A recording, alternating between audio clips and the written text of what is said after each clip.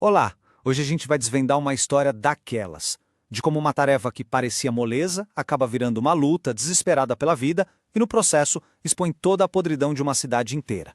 A pergunta que guia a gente aqui é: como é que uma escolha, uma única decisão errada, pode dar início a uma caçada humana em escala municipal? A história começa com um protagonista que, sinceramente, acha que tem o mundo nas mãos. Então, tudo começa com essa missão que, a princípio, parecia ser só mais um trabalho. É aqui que a gente conhece nosso personagem e a tarefa que vai colocar ele numa estrada perigosa e sem volta. Esse é o Charlie, um cara brilhante, estudante de direito, mas com uma confiança que, vamos combinar, é um pouco exagerada. Ele leva uma vida dupla, sabe? De dia, os livros. De noite, as mesas de pôquer de altas apostas, sempre atrás de uma grana extra. E nessa busca por dinheiro fácil, ele pega um trabalho que parece bom demais para ser verdade. Levar um Porsche até Atlantic City. Coisa rápida, que deveria acabar antes do sol nascer. Mal sabia ele que essa viagem ia mudar a vida dele para sempre. E olha só, ele foi avisado, recebeu um conselho bem direto, que se ele tivesse seguido, nada disso teria acontecido. Mas como em toda boa história trágica, é um aviso que ele está prestes a ignorar completamente. Só que aí o destino entra em cena. O carro quebra no meio do caminho e de repente ele é levado por um taxista para um cassino de fundo de quintal, exatamente o tipo de lugar que ele foi orientado a evitar. A armadilha, gente, estava montada. E é a partir daqui que tudo começa a desandar de vez. O que era para ser só um jogo de cartas, rapidinho se transforma numa questão de vida ou morte. A noite do Charlie vira um pesadelo. Ele está numa maré de sorte incrível no pôquer, mas isso leva a um confronto bem tenso. A coisa esquenta, vira uma briga e termina com uma morte acidental. A partir desse momento, já era. Não tem mais como voltar atrás. E aqui vem o detalhe crucial. O cara que morreu acidentalmente não era um jogador qualquer. Não. Era Danny Holland, o filho de Matt Holland. Basicamente, o dono da cidade. Da noite para o dia, a vida do Charlie vira de cabeça para baixo. Ele deixa de ser um estudante de direito promissor para se tornar o inimigo público número 1, caçado tanto pelos bandidos quanto pela polícia corrupta.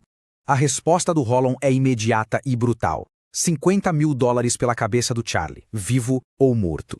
Isso transforma a cidade inteira num verdadeiro campo de caça. Todo mundo, de criminosos a policiais, agora está atrás dele. E a coisa toda acontece muito rápido. Em questão de horas, o mundo dele desmorona.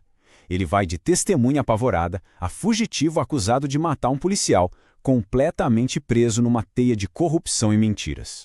O sistema que deveria proteger o inocente se vira totalmente contra ele.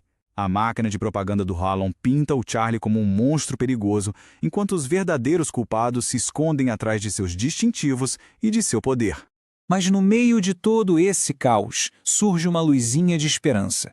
A Karen, uma croupier do cassino que viu tudo acontecer, decide que não dá mais para ficar calada. A coragem dela pode ser a única chance que o Charlie tem. E tudo isso leva a gente para esse momento, o confronto final. Encurralado, sem saída, o Charlie precisa encarrar o homem que armou tudo isso numa batalha desesperada pela verdade e, claro, pela própria vida. Depois de uma perseguição frenética que deixa sua única aliada ferida, Charlie finalmente é encurralado. Ele está preso no topo de um arranha-céu com a cidade inteira lá embaixo. Literalmente, não tem para onde correr. Num último ato de desespero, ele tenta apelar para alguma humanidade no Holland. Ele implora por uma chance de explicar a verdade, de mostrar que tudo não passou de um acidente terrível. A resposta do Holland é de gelar a espinha e mostra quem ele realmente é. Para ele, o Charlie já está morto. Não existe espaço para justiça, só para vingança. É simples assim. Nesses momentos finais, a luta fica visceral. Sem ter mais nada a perder, Charlie usa a inteligência e o desespero para virar o jogo. Ele consegue manipular seus caçadores, jogando um contra o outro no meio da confusão. E aí o jogo vira de um jeito espetacular. Agora é o Holland que está pendurado, na beira do abismo. O predador vira a presa e começa a implorar pela mesma misericórdia que ele acabou de negar. E no ato final de pura justiça poética, o Charlie devolve as mesmas palavras frias que ouviu. Eu não falo com um homem morto.